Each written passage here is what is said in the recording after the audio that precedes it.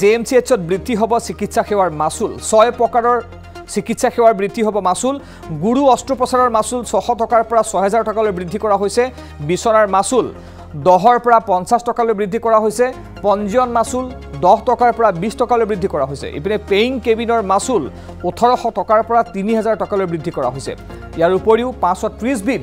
চিকিৎসা সেৱাত বাহাল থাকিব পূৰ্বৰ মাচুল পূজাৰ পাছত সন্ধিয়া 5ৰ পৰা 7 বজালৈকে থাকিব ওপিডি সেৱা এতিয়াৰে পৰা সকলো পৰীক্ষা উপলব্ধ হ'ব জেএমচিএইচত সংবাদমেলত এই কথা সদৰি কৰিছে জেএমচিএইচ কৰ্তৃপক্ষই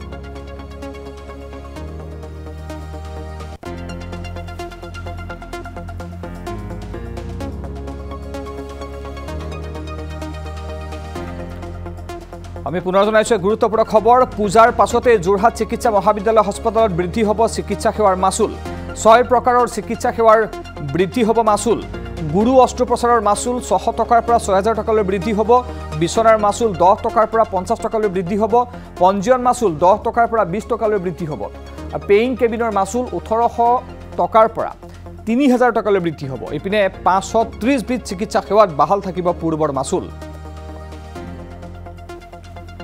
ইপিনে পূজাৰ পাছত সন্ধিয়া 5 বজাৰ পৰা 7 বজালৈ থাকিব ওপিডি সেৱা আৰু এতিয়াৰে পৰা সকলো পৰীক্ষা উপলব্ধ হ'ব জেএমচিএইচত সংবাদ বেলত এই কথা সদৰি কৰিছে জেএমচিএইচ কৰ্তৃপক্ষই 2023 ৰ মাৰ্চ মাহৰ পিছৰ পৰা চৰকাৰে আমাক একো ৰাজসাহায্য নিদিয়ে 2023 ৰ যোৱা বছৰ মাৰ্চ মাহৰ পিছৰ পৰা চৰকাৰী সাহায্য আমি মেডিকেল কলেজ কিখনে নাপাওঁ অকল আমি নহয় সকলো মেডিকেল কলেজে নাপায় এতিয়া ধৰক চৰকাৰে আমাক অকল স্যালাৰি ষ্টাইপেণ্ড মানে অক্সিজেনৰ আৰু ডায়েটখিনি আমাক দিয়ে এইকেইটা বস্তু আমাক দিয়ে অক্সিজেনটো দিয়ে আমাক আৰু পেশেন্ট ডায়েটটো দিয়ে বাকি সকলোখিনি আমি নিজে কৰিব লাগিব সিকিউৰিটি কৰক আপোনাৰ হাউস ক্লিনিং ষ্টাফ কৰক আমাৰ মেইনটেনেন্স কৰক লিফটৰ এএমসি সিএমসি জেনাৰেটৰ গোটেইখিনি বস্তু আমি নিজে কৰিব লাগিব ফৰ এক্সাম্পল ধৰ আমাৰ ইয়াতে 19টা 20টা জেনাৰেটৰ আছে আমি এএমসি সিএমসি জেনাৰেটৰ আমি কৰিব লাগিব মোৰ তাত 11টা লিফট আছে লিফটৰ প্ৰত্যেকটো বছৰত এএমসি আমি কৰিব লাগে তেনেকৈ ইউপিএছ সকলো মেচিনাৰী আমি কৰোঁ গতিকে আমাক যথেষ্ট টকা পইচাৰ প্ৰয়োজন হয় কিন্তু আপোনালোকক মই ক'বলৈ আমি সকলোৱে অত্যন্ত সুখী যে আমাৰ তাত ধৰক 530টা মান আমাৰ লেবৰেটৰী টেষ্টত আমি চাৰ্জ কৰোঁ আমি এটাটো 1 টকা বঢ়াব খোজা নাই আমি সিটিৰ এমআৰআই আল্ট্ৰাসাউণ্ড কোনো ধৰণৰ ক'তো এটা ৰেট নবঢ়াওঁ আমাৰ এইবিলাক আমাক কৈছে অত্যন্ত কম কম্পেয়াৰ টু তাত আমি একো নবঢ়াওঁ আমি বঢ়াব খুজিছোঁ দুটা সৰু সৰু তিনিটা ক্ষেত্ৰত আমি বস্তু বঢ়াব খুজিছোঁ এটা আমাৰ ৰেজিষ্ট্ৰেশ্যন ফিজ যেটো আমাৰ 10 টকা সেইটো আমি 20 টকা কৰিম আৰু আমাৰ ধৰক বেড চাৰ্জ এটা আছিলে 10 টকা আছিলে প্লান সেইটো আমি 50 টকা কৰিব খুজিছোঁ বেড চাৰ্জ আমি তাতকে একচুয়ালি বঢ়াব খুজিছিলোঁ কিন্তু আমি কমাইছোঁ এটা কথা চিন্তা কৰি নহয় 50 টকা হয় তাৰ মানে ধৰক পাৰ ডে তাৰ মানে ধৰক আপোনাৰ তাত আমাৰ বহুত খৰচ হয় খসাকে ভাবিলে যে আপুনি পেশেন্ট থাকে আমি ড্ৰেছিং কৰোঁ আইভি ড্ৰিপ দিওঁ সেলাইন দিওঁ ইনজেকশন আপোনাৰ ধৰক ডেইলি 3টা 4টা সকলোখিনি আমি কিনিবই লাগে কিন্তু ধৰক হেতু দি আমাক যে 50 টকাতে হ'ব হেতু নহয় কিন্তু কথাটো কি বহুতক ধৰ আমি ড্ৰেছিং নকৰিলেও হ'ব মেডিচিনৰ মানুহ গতিকে আমাৰ হেতু ইভেন আউট হৈ যাব এটা কথা মই প্ৰথমতে আপোনালোকক কৈছোঁ যে ৰেট বঢ়াই পেলাই আমি প্ৰফিট নকৰোঁ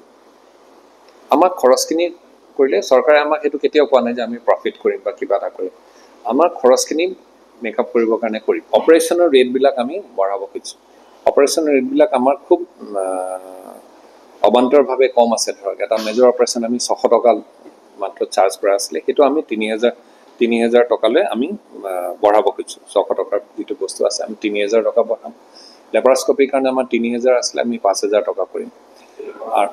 আমাৰ 3000 আছিলে চাৰ্জবিলাক আমি 5000 টকা কৰিম আপোনালোকে হয়তো ভাবিছে যে বহুত বঢ়াই দিছোঁ এটা কথা মই কওঁ কম্পেৰিজনৰ কাৰণে যদি প্ৰাইভেট হস্পিটেলত আপুনি আজি এটা লেপাৰস্কপি ধৰক কলিচিষ্টেক্টমি এটা কৰে মিনিমাম 40 পৰা 50000 টকা খৰচ হয় আমি যদি 5000 টকা চাৰ্জ কৰোঁ আপোনাক আমি 8 ভাগৰ এভাগে চাৰ্জ কৰিছোঁ বা 10 ভাগৰ এভাগ চাৰ্জ কৰিছোঁ আমাৰ কথাত তেনেকুৱা ধৰণৰ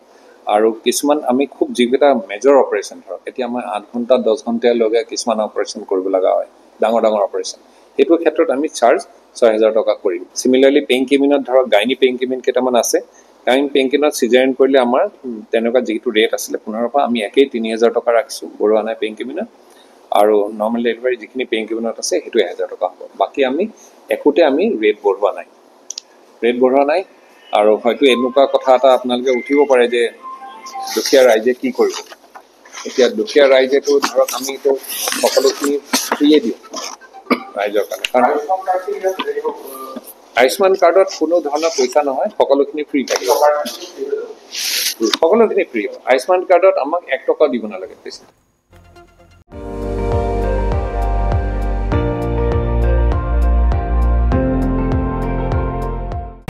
আপুনি চাই আছে ND24 সৰ্বশ্ৰেষ্ঠ নহয় সৰ্বোত্তমৰ দৌৰ